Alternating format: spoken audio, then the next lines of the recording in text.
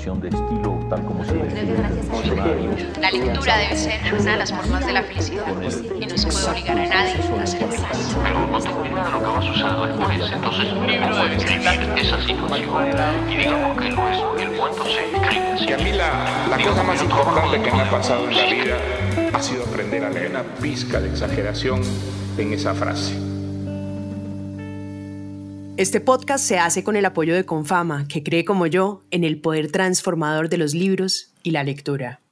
Bueno, tenemos hoy una invitada muy especial que acaba de llegar de Argentina a la Filmo, que es Agustina Basterrica. Ella es escritora y autora, licenciada en Artes de la Universidad de Buenos Aires, y ha escrito un sinnúmero de libros como Matar una niña, Antes del encuentro, Las indignas y su gran y famoso libro Cadáver exquisito. Agustina es una escritora argentina muy particular porque es vegetariana, no le gusta el fútbol, no le gusta el mate, pero sí le gustan los libros y la literatura. Qué rico tenerte por acá. Muchas gracias, Majo. Y tampoco jugué al truco. Es un juego muy argentino, o sea que... Pero sí me gusta mucho el dulce de leche, que es muy importante para siendo argentina. Así que nada, es un placer estar acá. Te decía fuera, digamos, del audio que me encanta Medellín. Estoy acá hace nada, pero me parece muy hermosa la ciudad. Así que es un placer. Agustina, cuéntanos de tu primera venida a Bogotá o a Colombia. ¿Cómo fue esa primera experiencia versus tu última charla en la Filbo la semana pasada? Sí, fue un contraste muy impresionante porque la primera vez que vine fue en el 2019. Cadáver exquisito no se había publicado acá. Hicimos una presentación en una librería. Igual había paro nacional, pero fueron solo 2 personas. Y yo siempre digo que fue la presentación más exitosa de mi vida porque las 2 compraron el libro. Bueno, y lo conté enfrente de estas 300 personas y fue muy gracioso y estuve firmando libros 3 horas hace nada, 2 días atrás en la Filbo. ¿Cuál es la diferencia de un escritor cuando todavía no es famoso? ¿Cómo fue ese salto y ese boom que me imagino que sucedió con Cadáver exquisito, que es como tu novela más conocida, que ya tiene 15 traducciones a diferentes idiomas? Tiene 28. ¡Wow! Tiene 28. A ver, es como muy alucinante por un lado, porque yo escribo desde antes de saber lo que es ser un escritor. Mi madre me cuenta que en el colegio ponían mis pequeños escritos, o sea, cuando apenas empezaba a escribir, que escribía con faltas de ortografía, obviamente pues estaba aprendiendo, los ponían en la cartelera del colegio. O sea que de alguna manera yo ahí ya estaba contando historias y estaba destacando, y las destacaban. Y, digamos, siempre intenté hacer carrera, me presenté a un montón de concursos. Antes de ganar el premio Clarín con Cadáver exquisito gané más de 30 concursos. Lo que pasa es que no tenían visibilidad, eran concursos por ahí pequeños o prestigiosos pero sin visibilidad. Y bueno, con Cadáver exquisito, si bien ganar el Clarín no te garantiza que el libro vaya a funcionar. Ganar el Clarín es importante en Argentina porque el Clarín es uno de los diarios más importantes. Entonces, salís en la tapa, etcétera, etcétera, te hacen entrevistas. Pero lo que es increíble con este libro es que hizo el recorrido solo. Fue de boca a boca literalmente. Porque no es que los premios Clarín los leen en las escuelas, pero este libro lo leen, como te contaba, en las escuelas y universidades, no solo de Argentina, sino he hablado con escuelas, te contaba también cuando tomamos el café, de Colombia, con alumnos que armaron un Zoom conmigo, ellos solos, sin intervención del profesor. Hablé con escuelas de Venezuela, ahora en unas semanas hablo con una escuela de España. Entonces, bueno, yo lo vivo con una enorme alegría, me siento una absoluta privilegiada, pero también no quiero caer como en la trampa de la fama, entre muchas comillas. No me interesa eso. Me interesan los vínculos, conocer a los lectores, estas charlas, poder pensar mi obra, poder conocer otros autores. Ahora en la Filbo me recomendaron un montón de escritoras y escritores colombianos. Me voy a llevar, ya tengo los libros en la valija. Me interesa eso, los vínculos. Porque todo se acaba, en algún momento se dejará de largar Cadáver exquisito, pero yo quiero disfrutar cada momento para también pensar la próxima obra. porque Las Indignas se me ocurrió en una feria que me invitaron en Perú, en Cusco.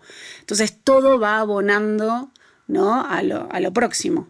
Te quería preguntar cómo empezaste tú también a leer, porque claramente estos son libros bastante distópicos, muy futuristas, un poquito terroríficos. Ahorita vamos a entrar en ellos, pero quería saber si tus lecturas también de joven fueron, no sé, Orwell o El Mundo Feliz, o qué leíste que tuvieras como esa mirada tan catastrófica del futuro.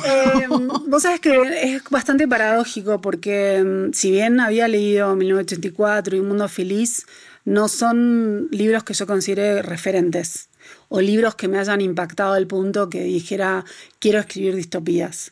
Cuando estaba escribiendo Cadáver Exquisito no pensé estoy escribiendo una distopía. Pensé estoy escribiendo una historia, quiero que funcione, que sea verosímil. En el momento en el que yo dije es una distopía fue cuando gané el Clarín. En el escenario el público ya se estaba yendo, me hicieron una entrevista y ahí me preguntaron ¿en qué género marcarías tu obra? Y yo fue como, bueno, distopía. pero es una novela que en Estados Unidos la consideran una novela del género del terror.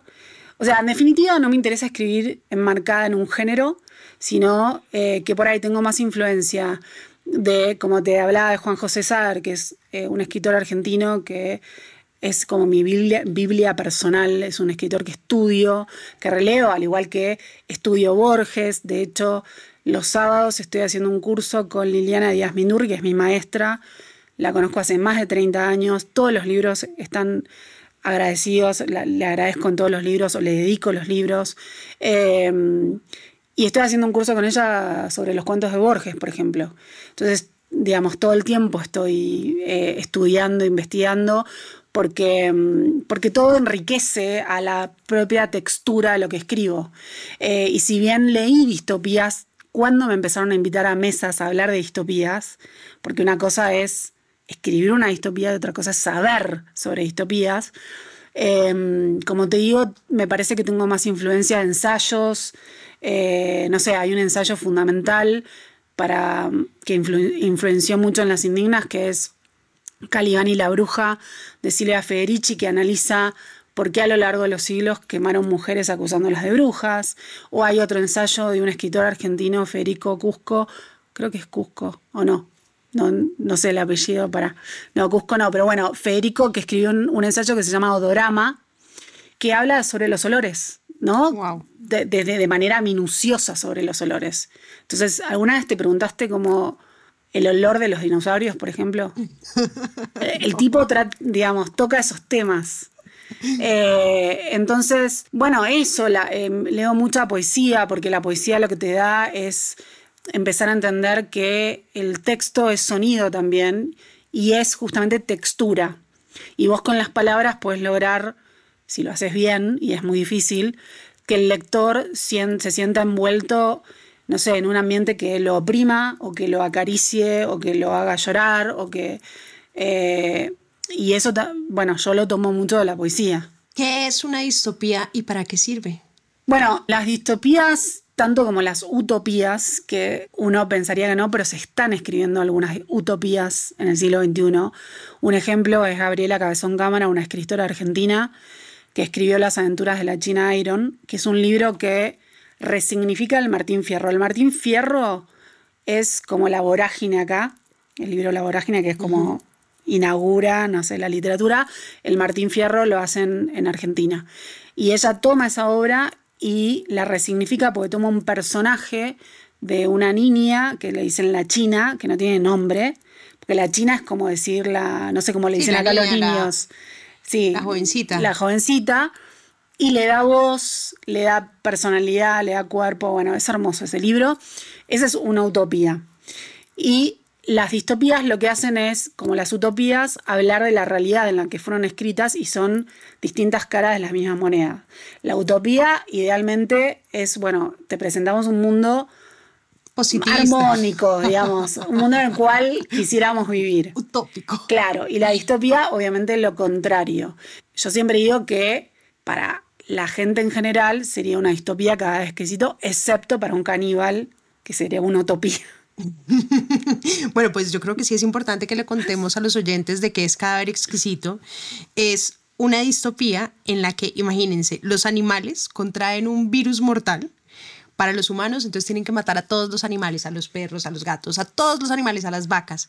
Y entonces entra una etapa de transición en la que el gobierno y pues las decisiones políticas deciden empezar a comer humanos.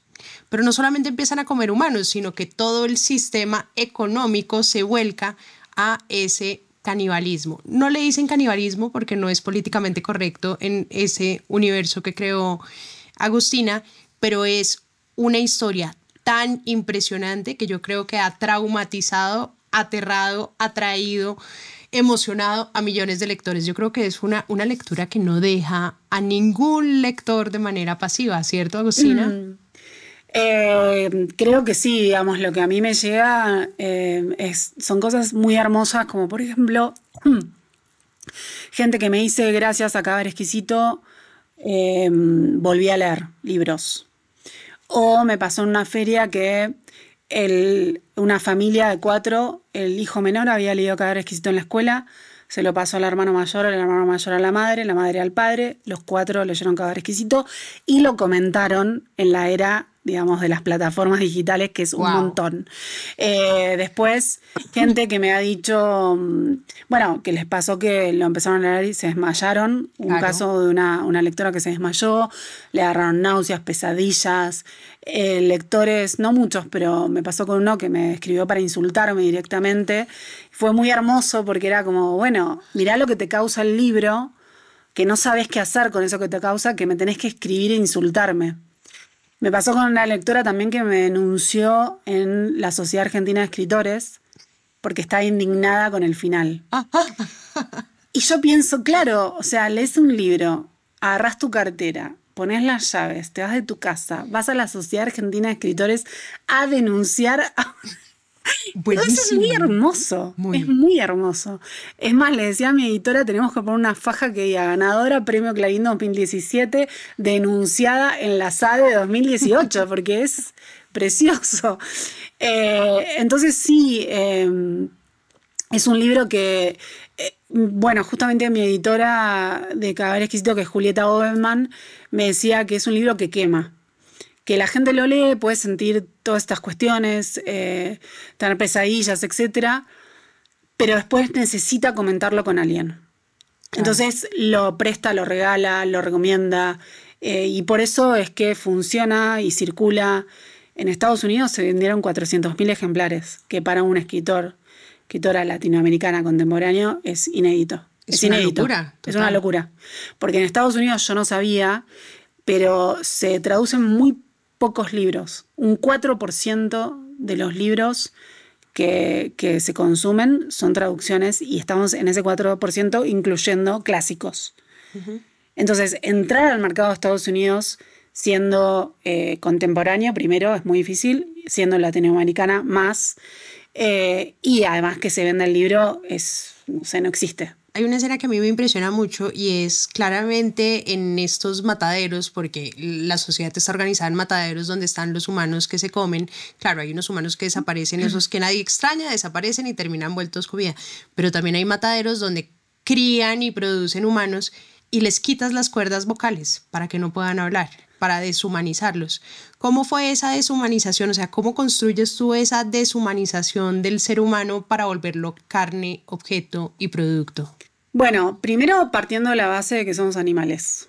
Todos somos animales. Claro, y tememos a nuestra animalidad, no nos hacemos cargo de que somos animales y, digamos, nos refugiamos en el velo de la civilización, pero somos animales. Entonces, yo trato de trabajar con la frontera muy borrosa entre ser un animal, ser un ser humano y ser una persona, que son cosas diferentes pero totalmente unidas, porque hay seres humanos en nuestra realidad actual, sin canibalismo de por medio, a los cuales animalizan, ¿sí?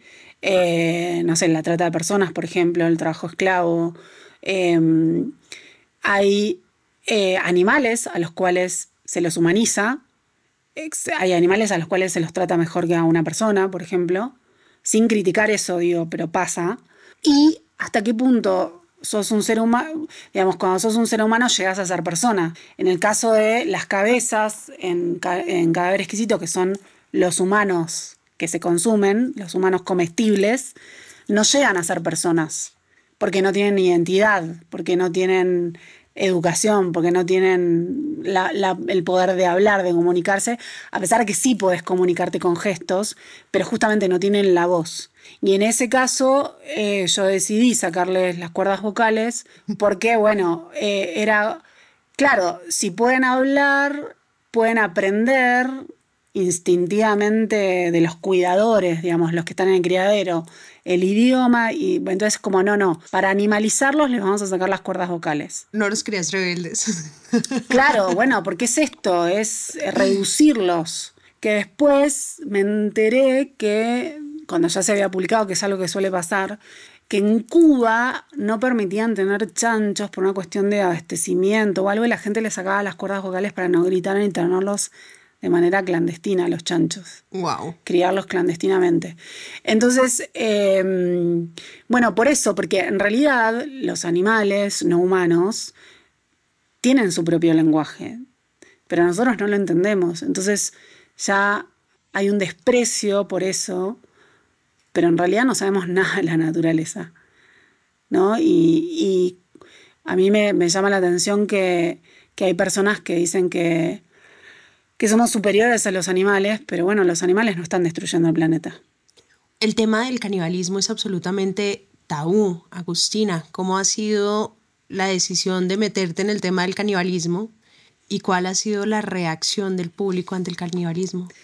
El tema con los temas tabús es que generan rechazo pero una enorme atracción. Entonces me ha pasado de lectores que enseguida aceptaron que ese virus era real, que igual en la novela está cuestionado, ¿es real o es un invento, digamos? Y ya se ubicaron en el lugar de depredador y de consumir carne y se pusieron a pensar, bueno, cómo sería el gusto de la carne humana, ¿no? Pero bueno, el canibalismo existió. Existe seguramente. Y existe, porque no solo existió en el Imperio Azteca, que quizás es el ejemplo más conocido, ¿no? Que tenían rituales caníbales, sacaban el corazón a los guerreros más valientes y, digamos, la clase alta lo consumía esa carne porque creían que les iba a traspasar, que iban a poder adoptar la valentía de ese guerrero. También hubo tribus, caníbales, etc. Pero también hubo rituales en Europa, caníbales, porque en este ensayo de Silvia Federici que nombré, hablan de que los médicos a la gente que tenía epilepsia les recetaban que tenían que tomar sangre de criminales violentos. Wow. O sea, eso es... le podés poner el nombre que quieras, pero es caníbal, estás consumiendo sangre humana, listo. Entonces, y también, bueno, tenés los casos de canibalismo, digamos, por circunstancias particulares, como, bueno, ahora que volvió a salir la película de Viven, de los uruguayos que quedaron en los Andes y comieron los cuerpos. Sí, del avión que se estrelló. Del avión que se estrelló. Y entonces se comieron a los muertos para sobrevivir. Claro, pero bueno, y tenés un montón de casos y también tenés personas que las descubren en ciudades que, bueno, matan gente y se la comen. Que, bueno. Asada con Coca-Cola. Debió ser muy extraño para tu proceso de investigación estar preguntando por libros de caníbales. ¿Qué te decían los libreros y los bibliotecarios? No fue porque ¿No creyeron que eras una asesina en serie? No, porque tengo librerías que ya me conocen. En ese momento yo estaba, bueno, trabajando, como te contaba, también fuera del aire, en relación de dependencia en un estudio de abogados como secretaria para poder pagar mis cuentas. Y hay una librería muy cerca de mi trabajo, Librería Menéndez, con libreros de cepa, libreros que se leen todo y que les aman leer, porque tenés cadenas donde el librero le da lo mismo venderte un libro que, no sé, un pepino, le da exactamente lo mismo. No, estos son libreros de verdad. Y fui y les dije, estoy escribiendo esto, por favor consíganme todos los libros sobre canibalismo, sobre frigoríficos, bueno, y me ayudaron con eso. De hecho, leí una tesis doctoral de un colombiano, Chaparro de apellido, que se llama Pensar Caníbal, Y bueno, con esa tesis ya tenía un panorama súper profundo. ¿Qué debe ser un buen librero para ti? Ya que entramos en ese tema, ¿cuál es el rol que debe jugar un buen librero en el contexto para un lector? Mira, hay un librero en Buenos Aires que la librería se llama Magia Libros. El librero se llama Sebastián. Y hace reseñas en Instagram, lo pueden buscar, Instagram Magia Libros. Y es apasionado. Realmente lee los libros con un criterio, digamos, es un lector activo, o sea, te puede explicar por qué un libro le parece bueno. Entonces te contagia esas ganas de leer. Te las contagia. Hace poco, porque yo veo bastante seguido, y me recomendó un libro, que se los recomiendo, que se llama Canción Dulce de Leila Slimani, que es una autora franco-marroquí. Y el libro es una bomba. ¿Viste esos libros que vos empezás a leer y decís no podés soltarlo y estás atrapado en ese mundo? Atrapado, está bellamente escrito y el tema es súper tremendo porque es una niñera que cuida niños en Francia y pasan cosas. Oye, hablemos de la cultura argentina. Es impresionante, bueno, el amor que han tenido los argentinos por la cultura, pero desde una convicción, pues no es gratuito que tengan a Borges, a Cortázar, a Lela Guerriero, todo este además segmento tan impresionante de autores que hay, pero también en todos los formatos, desde Quino y todas las genialidades. ¿Qué pasa en Argentina con esa mirada cultural, social y qué las ha hecho diferentes? Bueno, yo creo que la educación pública es fundamental, porque lo que hace la educación pública, y lo pueden ver en internet con la marcha que se hizo la semana pasada, el martes pasado, en defensa de la educación pública, los carteles que ponía la gente. Mi padre era sastre y yo soy médico.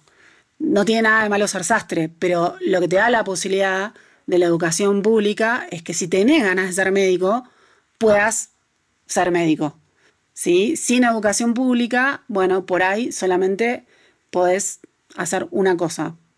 Entonces, lo que genera es eso, es entender que si vos te esforzás y vos estudiás y vos lees, podés llegar a ser lo que quieras ser.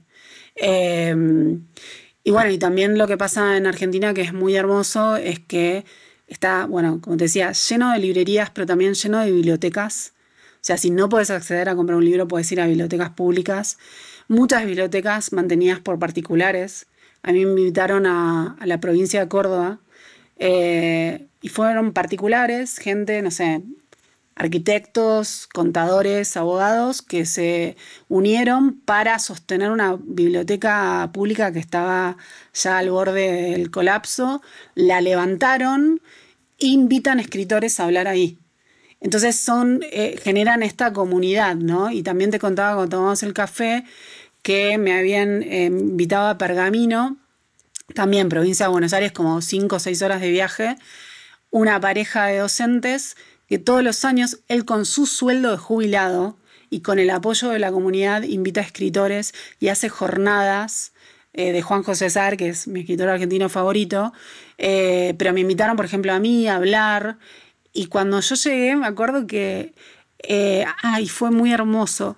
La escuela hizo Cadáver Exquisito como en obra de teatro. Yo me senté ahí a mirar y me puse como emocionada a llorar porque decía, no puedo creer esto. Y había como más de 100 personas y son pueblos chiquitos, como son ciudades chiquitas. Yo decía, pero toda esta gente está por este libro acá. Y sí.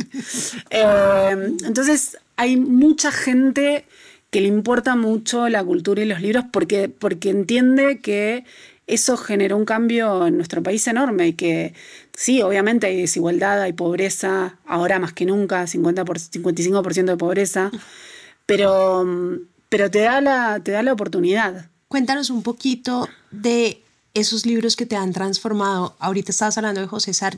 Cuéntanos el por qué te gusta tanto y qué evoca en ti como lectora. ¿Cuáles son esos textos, esas emociones? Bueno, lo que tiene Juan José Sar es que trabaja como en múltiples dimensiones.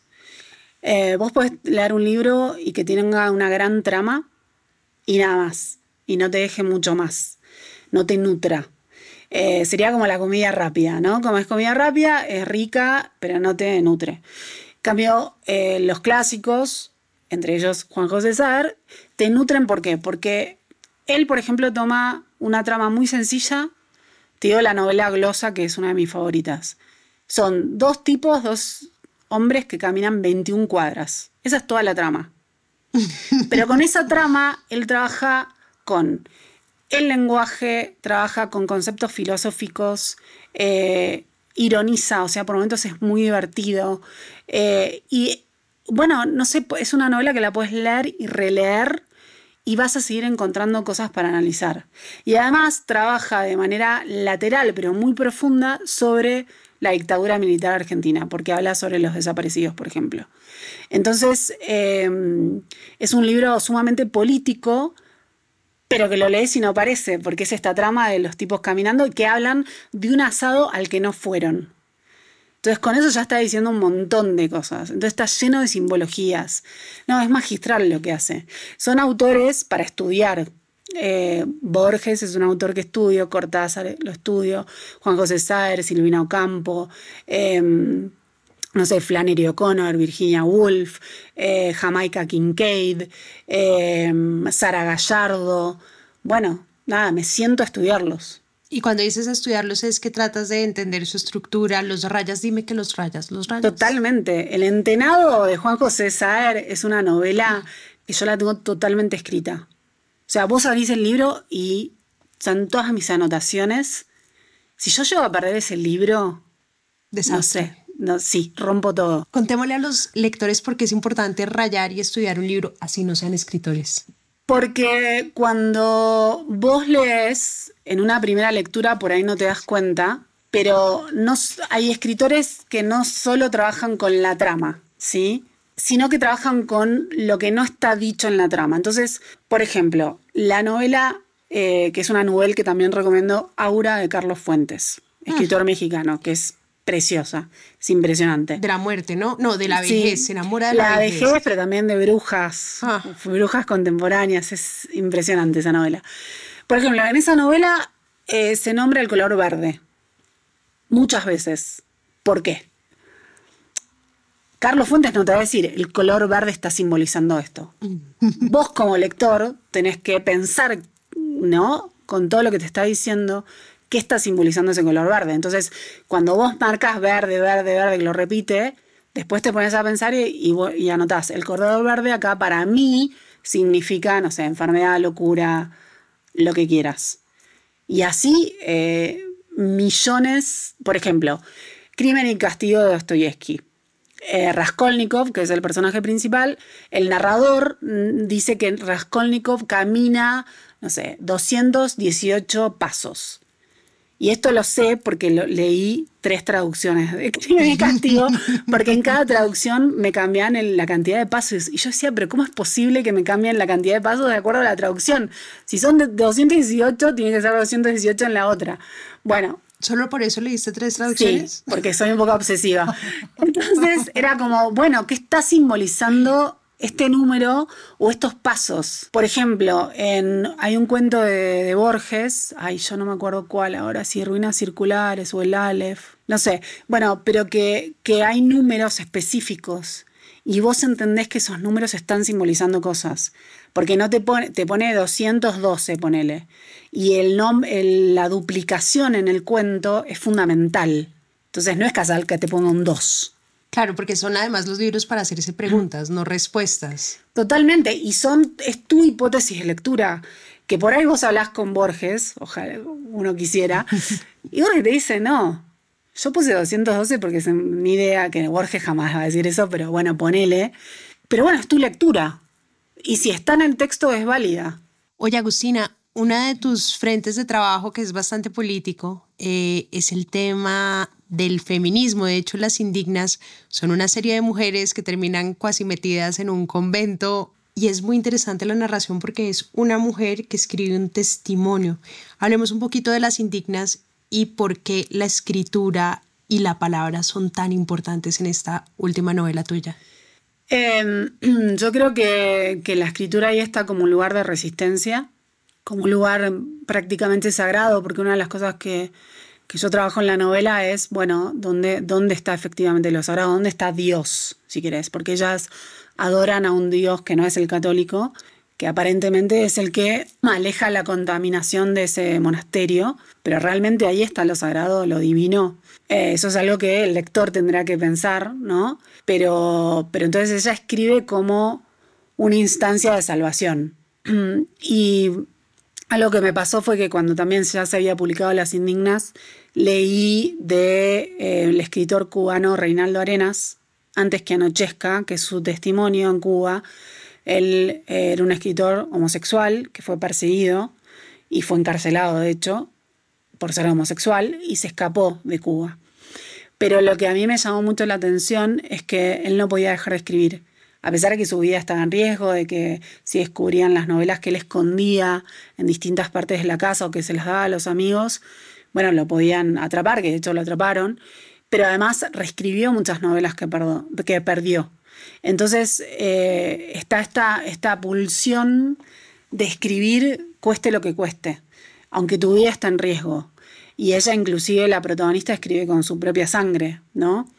Entonces, bueno, eso, me interesaba trabajar sobre esto, sobre mujeres oprimidas, porque es como sería un núcleo pequeño de lo que es el patriarcado, ¿no?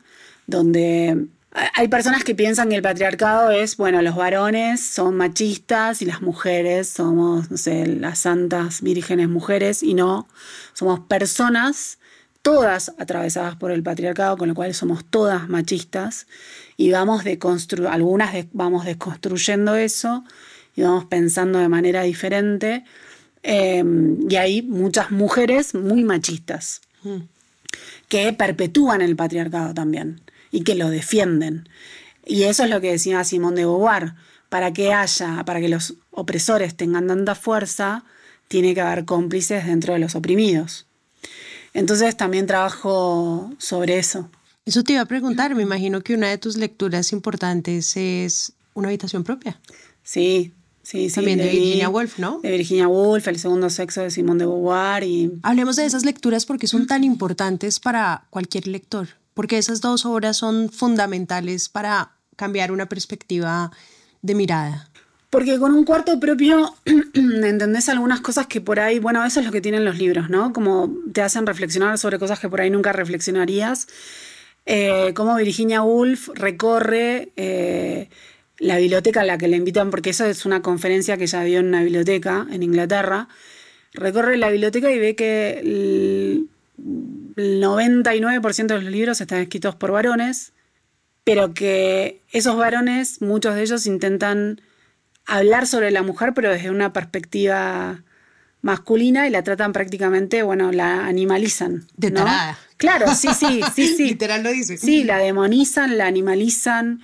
Y como ella dice, bueno, habla de una supuesta hermana de Shakespeare, digamos, que si no hubiese tenido que dedicarse a guisar y a limpiar la casa por ser mujer, y qué sé yo, podríamos tener otras obras de la hermana de Shakespeare, quizás más geniales, ¿no? Como cuántas mujeres, cuántas escritoras geniales, porque las mujeres cuentan historias desde tiempos inmemoriales, ¿sí? De manera oral, con los tejidos, de distintas maneras. ¿Cuántas de esas mujeres se perdió la literatura? Que bueno, de hecho, un ejemplo paradigmático es el boom latinoamericano. El boom latinoamericano, todos varones. Cortázar, Vargas Llosa, los más con mayor visibilidad. Vargas Llosa, García Márquez. Fuentes. Y Fuentes. Clarice Lispector estaba escribiendo, Elena Garro estaba escribiendo, y un montón de otras autoras que estaban escribiendo y que no las incluyeron. Y uno podría decir, bueno, Carmen Balcells, que fue la agente que aunó a estos escritores, que le debemos un montón de cosas a Carmen Balcells, pero bueno, también tenía su impronta atravesada por el machismo, no las incluyó. Quizás el pensamiento es, bueno, el público no estaba preparado para leerlas, puede ser, pero también no lo prepararon ellos, porque también al lector se lo educa, y eso es responsabilidad de los editores, los agentes, de todos. Entonces, ahí tenés un ejemplo. obras de mujeres y mujeres que hicieron su camino solo, sin necesidad del boom, pero si hubiesen estado dentro del boom, probablemente serían tanto o más famosas que García Márquez, por ejemplo. ¿Tú sientes que te ha formado mucho la lectura de mujeres en esa mirada feminista? Sí, absolutamente. Porque todo te forma, porque también leo a varones. O sea, yo no soy una feminista que radical, que ya no hay que leer más a varones, solo mujeres, porque también es parcializar la mirada. Y es la misma lógica de opresión que el patriarcado. Dejamos afuera algunos. Pero sí, autoras como nombré, no sé, Shirley Jackson es otra autora, Toni Morrison, que fue la primera afroamericana que ganó el premio Nobel. Recomendadísimo Zula, que es espectacular. Zula y también Beloved. Y Beloved es una novela... No, todo Toni Morrison. Por eso son obras para todo Virginia Woolf, todo Jamaica Kincaid, que no sé si la viste, pero es increíble lo que hace. Todo Lorrie Moore, no sé, bueno, Clarice Lispector la amo con toda mi alma. Sí, todo lo que leo me va formando. Muchas poetas también. En Argentina hay muy buenos poetas. Claudia Massine es una gran poeta contemporánea. Elena Aníbal y Pamela Tarly-Ciprina. Bueno, hay un montón más, pero sí. Oye, Agustina, cuéntanos un poquito también de dónde viene esa ola tan violenta de tu obra. ¿También lees mucha violencia en la literatura o es una postura política? Yo creo que porque si bien soy una persona con muchos privilegios, vivo en países, en Argentina, digo, en Latinoamérica, que son desbordados, donde convivimos con micro y macro violencias permanentes. Entonces, yo no puedo ignorar el hecho de que en Argentina cada 48 horas maten a una mujer. Un femicidio cada 48 horas. En México cada 3 horas. Entonces, bueno, yo voy como absorbiendo todas esas violencias, las voy viendo, por más que en algunas no sea partícipe, o no me afecten, digamos, y las vuelco, porque si me pareciera que el mundo es justo y bello, no escribiría. ¿Por qué son para ti importantes los libros? Porque los libros te amplían la imaginación. Y necesitamos la imaginación para todo, digamos. Alguien imaginó este edificio en el que estamos ahora. Alguien imaginó, no sé, un plato rico preparado. O sea, no necesitas la imaginación solamente para crear obras de arte. Puedes imaginar, no sé, una cuenta matemática para hacer algo, para construir un túnel. No sé, para eso necesitas la imaginación primero. Después, porque los libros te dan una mirada pequeña o grande, depende del libro, de algún aspecto de esto que llamamos realidad, que es inconmensurable y que nunca, y eso es algo que trabaja Juan José Saer, nunca vamos a tener el núcleo de lo real. Porque si yo toco esta mesa, ¿cómo te lo puedo transmitir mi sensación? Te lo tengo que decir. Entonces, si te lo digo, es una interpretación y es mi marco, es mi mirada al decírtelo. Porque vos vas a tocar esta mesa y me lo vas a decir con tus palabras de manera diferente y por ahí vas a tener otra sensación diferente. Entonces, primero eso, digamos, también eso, ¿no? De poder ver las distintas miradas, enriquecerte con esas miradas, pero también lo que te dan los libros es que un sentimiento que vos sentiste de manera individual y muy íntima, quizás alguien lo pueda poner en palabras mejor de lo que vos lo podés poner en palabras. Entonces ahí también está la unión con la humanidad, ¿no? Y también que gente que murió hace 200 años, 100 años, y escribió algo, te puede seguir emocionando. Y te puedes seguir reflexionando sobre el presente. Por ejemplo, el Quijote de Cervantes. Lees el Quijote y hay tantas cuestiones básicas de la condición humana que nos seguimos preguntando. Y que te seguís preguntando, pero a la luz de esta actualidad. Oye, ya para cerrar, ¿por qué son importantes los lectores? Porque generan comunidad. Yo lo veo en los grupos de lectura, que se hacen amigos, que se comparten los libros, porque además bueno, como decía antes, los libros te abren puertas, te abren universos. Porque bueno, gracias a los libros pasaron cosas extraordinarias. A mí me pasó con Cadáver Exquisito que unos alumnos de un colegio se pusieron de novios gracias a Cadáver Exquisito, porque lo estaban dando en un grupo de lectura en el colegio, y un alumno que apenas había entrado a ese colegio hace muy poquito, le tocó en un grupo de lectura con una otra alumna, y bueno, hablando de Cadáver Exquisito y analizándolo, se enamoraron y se pusieron de novios, y me pidieron que les firme el libro. Vinieron a mi casa a que le firme el libro. Entonces, bueno, los libros estos son vitales. Para la conversación, para el diálogo y para el progreso. Para todo. Agustina, muchísimas gracias por este espacio. Nos encantó conversar contigo. A mí también. Fascinada. Muchas gracias.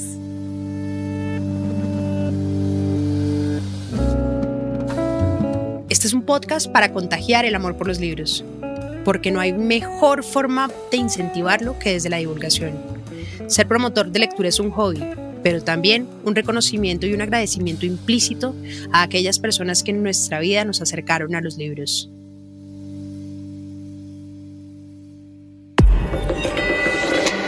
Hielo.